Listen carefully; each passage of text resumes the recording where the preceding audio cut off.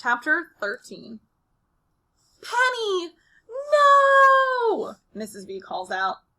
Dragging Doodle behind her, Penny has scooted out of Mrs. V's front door and is halfway down the ramp from her porch, shouting bye-bye from under her green baseball cap. Butterscotch, at home in our backyard, would be having a doggy fit if she could see Penny trying to bolt. It's one of those early November days that an artist would love. Red, bronze leaves, bright gold sunlight, leftover summer. I don't blame my little sister for trying to bolt. Mrs. V scoops her up and brings her back to the house. Going work, Penny pouts. Not today, honey buns, Mrs. V says firmly as she locks the front door.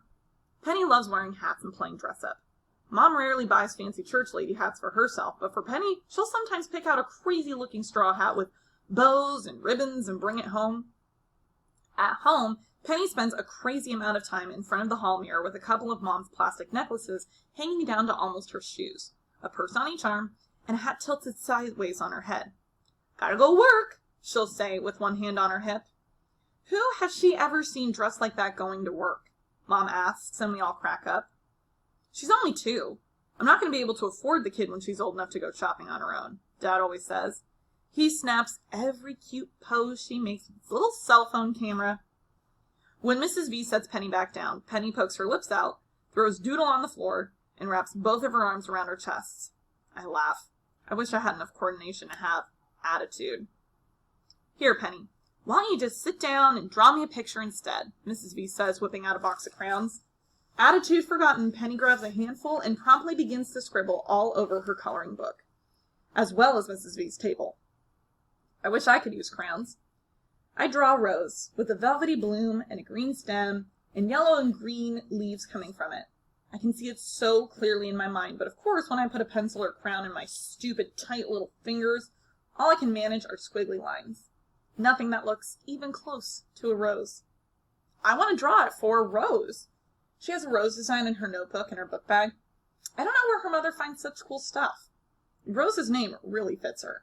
She's pretty and delicate and nice to be around. If she has thorns like real roses do, I've never noticed them. While Penny is busy with her crayons, Mrs. V checks her mail. She opens several envelopes and then gasps with surprise. Guess what, girls? She exclaims. I've won a contest! I look at her with interest. Penny continues to scribble, ignoring both of us. I entered an essay contest at the bookstore in the mall, she explains to me. The topic was why fish are important to our world of ecology. I point to food on my board, and I smirk. No, silly.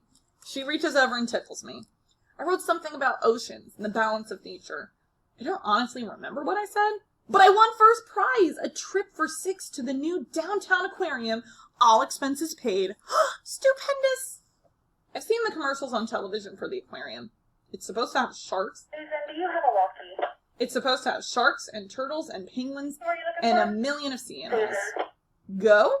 I ask, pointing to my board. Well, besides me, I don't know who else to take, she says, scratching her head and grinning. I kick my foot straps loose. Me, I want to scream, but instead, I point to myself. Who could I take? Mrs. V teases, looking around the kitchen. I can tell she's trying hard not to laugh. Me! I jab. Well, of course I'll take you, mellow yellow, Mrs. V says, smiling. Just think of all the new words we'll gather. I'm going to write down the names of every single fish for you to learn.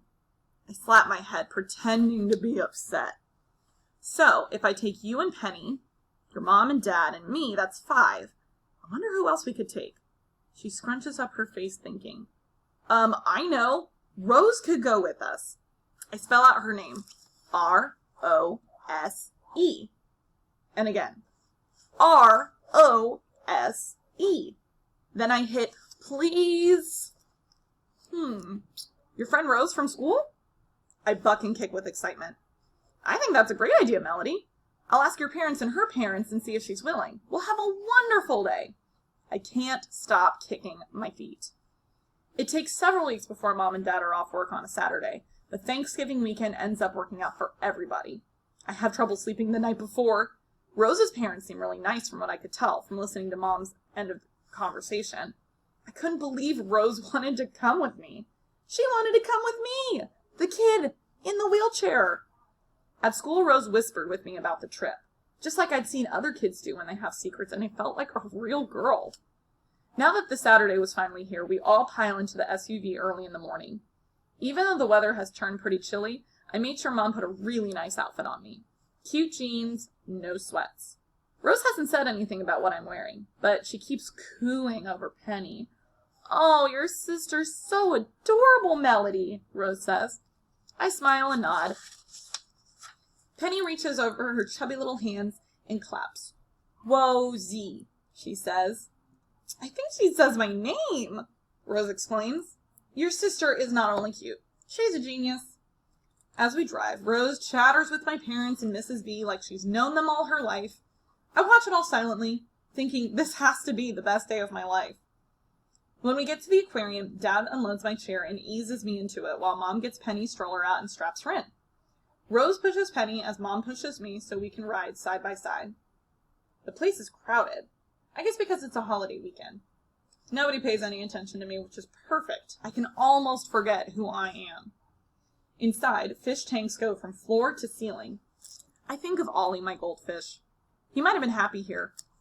In one tank, sharks swim overhead, just like we're actually looking up from the ocean floor.